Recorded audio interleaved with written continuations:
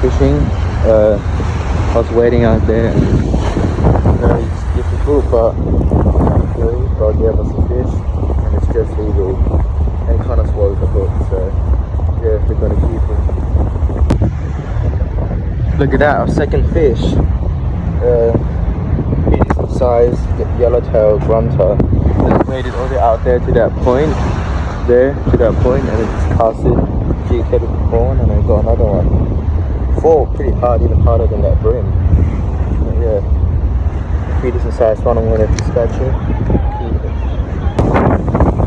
This guy's my second ever flounder.